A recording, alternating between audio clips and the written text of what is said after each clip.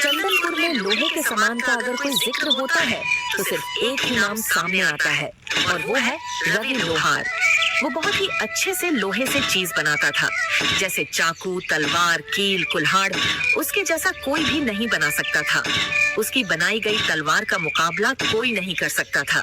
ऐसा कहा जाता था कि अगर कोई राजा रवि लोहार की बनाई हुई तलवार को जंग में ले जाता तो वह जरूर विजय प्राप्त करता। सीता, आज गांव के बाजार का दिन है। गांव के सारे लोग आज बाजार खरीदारी करने आएंगे, इसलिए मैं सारे सामानों को लेकर बाजार जा रहा हूँ। मुझे आज लगता है काफी मुनाफा होगा।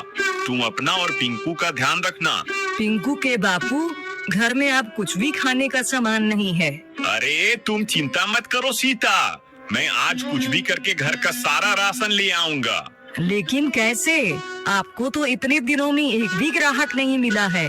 अरे हाँ भाग्यवान, कह तो तुम सही रही हो, लेकिन मैं कोशिश के अलावा और कर भी क्या सकता हूँ। आप यह लोहारी का काम छोड़कर कोई दूसरा काम क्यों नहीं करते हो? मैं इसी काम में माहिर हूँ सीता, इसलिए मैं यही काम कर सकता हूँ। जी वो बात तो है, लेकिन इस काम में आप इतनी मेहनत करते हैं, बदले में आपको मिलता ही क्या है? मेहनत कभी जाया नहीं जाती सीता, मुझे यकीन है एक ना एक दिन मुझे मेरी मेहनत का फल जरूर मिलेगा। ये कहकर रवि लोहार अपने काम पर चला जाता है। सुबह से शाम होने को आई है, लेकिन अभी तक एक भी ग्राहक नहीं आया जिसकी तलवार बनाकर मैं पैसे कमा सकूं। अब मैं घर का राशन कैसे लेकर जाऊंगा? रवि बाजार में बैठा यही सोच रहा होता है कि तभी उसका साथी विष्णु लोहार आता है और कहता है, अरे रवि, तुम यहाँ इस तरह से क्यों बैठे हो भाई? क्या तुम्हारे पास कोई काम नहीं है? नहीं विष्णु, इस समय ना मेरे पास कोई काम है और ना ही कोई ग्राहक। ऐसे कैसे हो सकता है? तुम तो इतने होनहार लोहार हो, फिर भी तुम्हारे पास ग्राहक नहीं है। यह तो बड़े शर्म की बात है। भाई, यह तो सब समय समय की बात है। हो सकता है कि मेरा समय अभी नहीं आया वो। हाँ, सही बात है। खैर, मैंने तुम्हें यहाँ बैठे हुए देखा तो मैं तुमसे बात करने चला आया।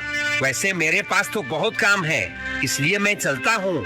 विष्णु रवि का मजाक उड़ाकर वहाँ से चला जाता है, जबकि रवि चुपचाप वहीं बैठा रहता है कि तभी वहाँ एक आदमी आता है। सुनो भाई, यहाँ पास कोई रवि नाम का लोहार रहता है क्या? तुम मुझे उसका पता बता सकते हो? जी मैं ही हूँ रवि, बताइए आपको मुझसे क्या काम है? मैंने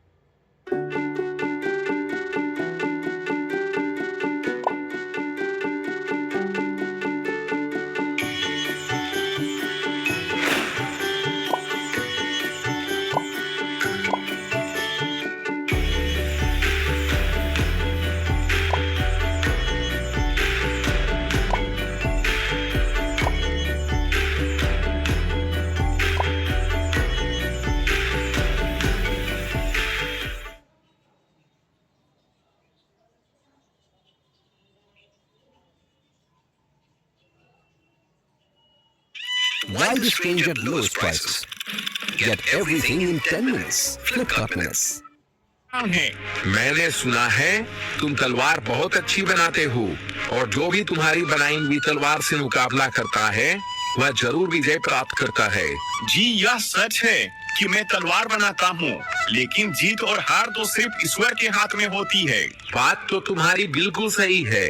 खैर जो भी है, तुम मुझे एक अच्छी सी तलवार बना कर दे दो। ठीक है, लेकिन आप है कौन? मैं पड़ोसी राज्य का राजा वीरभद्र हूँ। लेकिन महाराज, मैं आपके लिए तलवार क्यों बनाऊं? मैं तो आपको जानता भी नहीं हूँ।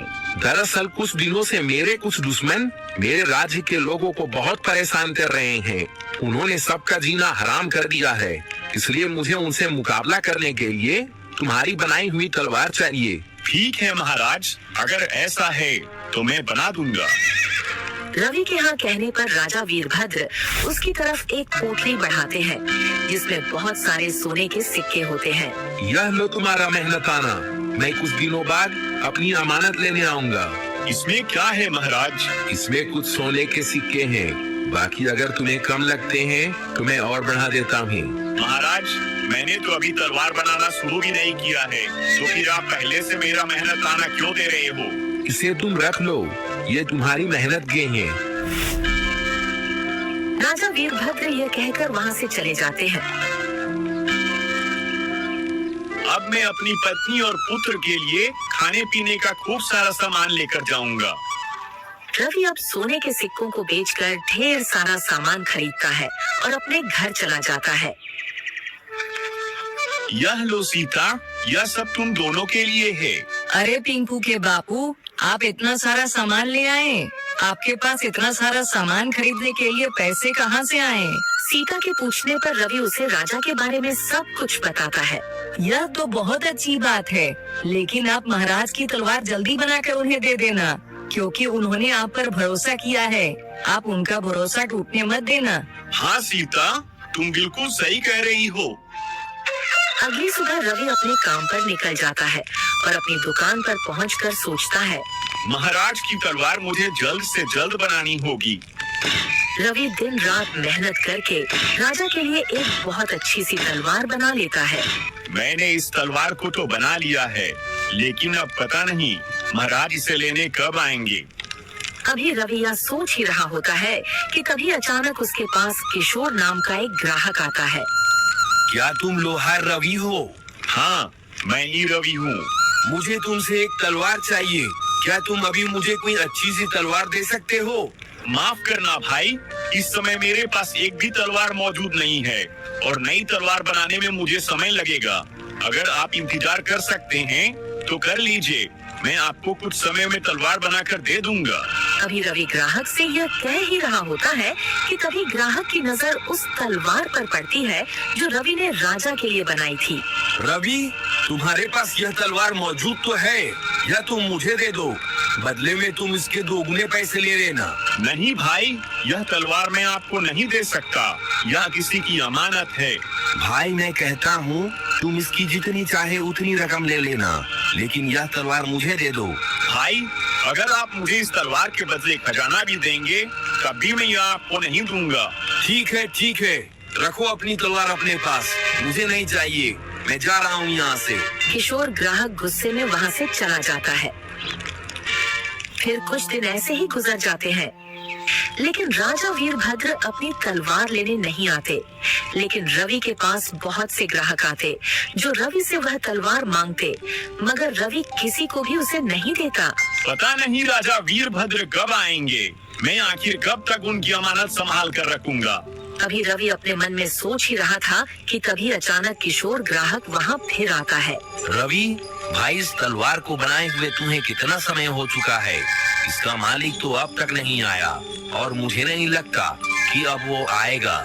लेकिन भाई, यह बात आप इतने यकीन से कैसे कह सकते हो?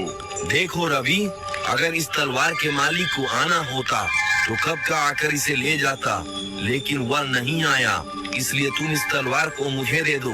कुछ भी हो जाए, मैं यह तलवार आपको नहीं दूंगा, आप यहाँ से जा सकते हैं। किशोर ग्राहक फिर से गुस्से में वहाँ से चला जाता है। मैंने बहुत कोशिश की सरदार, लेकिन मैं उससे वो तलवार हासिल नहीं कर सका। रवि के हाथों बनाई गई वो तलवार मेरे लिए बहुत जरूरी है, तभी मैं उससे पूरे राज्य में अपना खौफ पैदा करके अपना राज्य कायम कर सकूंगा। आखिर ऐसा क्या है सरदार उसके हाथ की बनाई हुई तलवार में?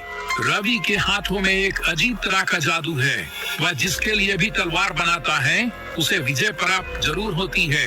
नई तलवार बनाने में उसे काफी समय लग जाएगा और मुझे तलवार की जरूरत जल्दी है, इसलिए वह तलवार मुझे किसी भी कीमत पर चाहिए। अब मैं क्या करूं सरदार? कैसे उस तलवार को उससे हासिल करूं? तुम रवि के आसपास ही रहो, उसका भरोसा जीतो और फिर मौका पाते ही उसे धोखा देकर तलवार ले आओ। किशोर ग्राहक भैरव की बात सुनकर एक बार फिर से रवि के पास आता है। रवि, मुझे माफ कर दो, मैं वाकई गलत था, यह किसी और की अमानत है, इसलिए अब तुम मेरे लिए दूसरी तलवार बना दो।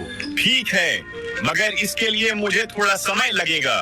ठीक है, मैं इंतजार कर लूंगा, किशोर ग्राहक के कहने पर रवि दूसरी तलवार बनाने के लिए तैयारी शुरू कर देता है।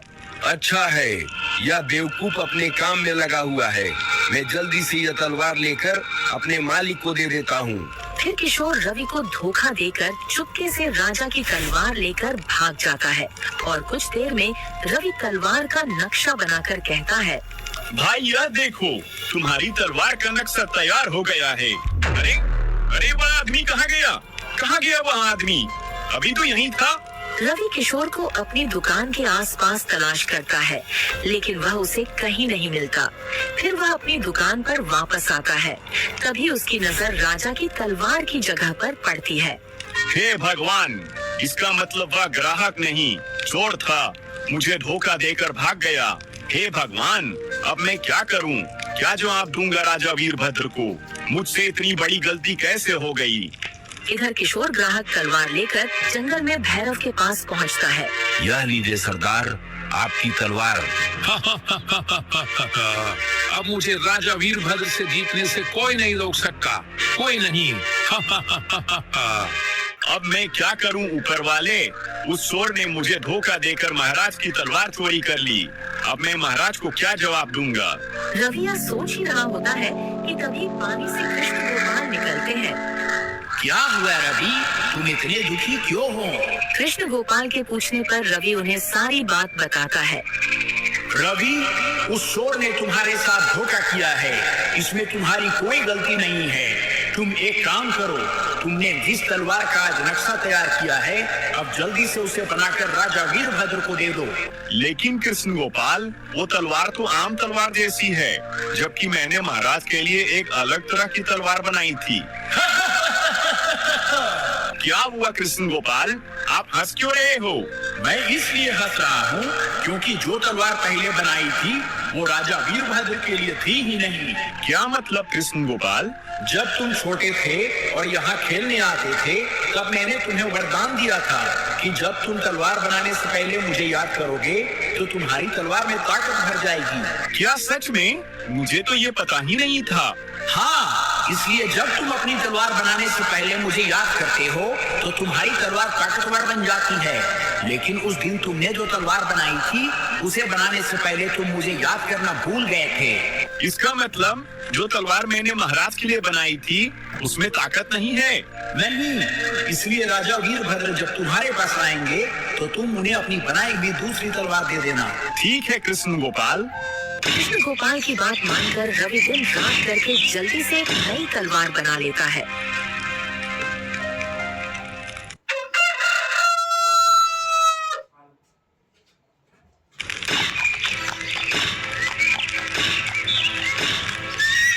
रवि, क्या मेरी तलवार बन गई है? जी महाराज, यह लीजिए आपकी तलवार। तुम्हारा बहुत बहुत धन्यवाद रवि। इसमें धन्यवाद की कोई बात नहीं है महाराज। दूसरों के लिए तलवार बनाना तो मेरा काम है। महाराज, अगर मैं भी आपके साथ आपके दुश्मन के मुकाबले को देखने चलूं, तो क्या आप मुझे ले चलेंगे? हाँ हाँ, क्यों नहीं। कल के मुकाबले में तुम भी मेरे साथ चलना। अगले दिन राजा वीरभद्र रवि को भी अपने साथ मुकाबले में ले जाते हैं। फिर एक मैदान में राजा वीरभद्र और उनके दुश्मन भैरव की जंग शुरू हो जाती है। आज मैं तुझे मारकर तेरा राज्य अपना बना लूंगा। तुम इस नापाक मकसद में कभी कामयाब नहीं हो पाओगे। इतना कहकर राजा वीरभद्र गुस्से से उस पर वार करते हैं, जिससे उसकी तलवार 2 टुकड़ों में बट जाती है। अरे, ये कैसे हो सकता है? यह तो जादुई तलवार थी, यह टूट कैसे गई?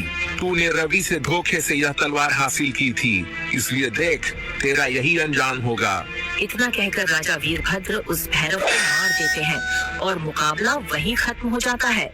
महाराज, आपको कैसे पता चला कि दुश्मन भैरव ने मुझसे धोखे से तलवार हासिल की थी? उस दिन मैंने तुम्हारी और श्री कृष्ण गोपाल की सारी बातें सुन ली थी। फिर मैंने तुम्हें धोखा देने वाले उस किशोर को सबक सिखाया और आज इस दुष्ट की जान ले ली, ताकि यह किसी और को धोखा या नुकसान ना पहुंचा सके।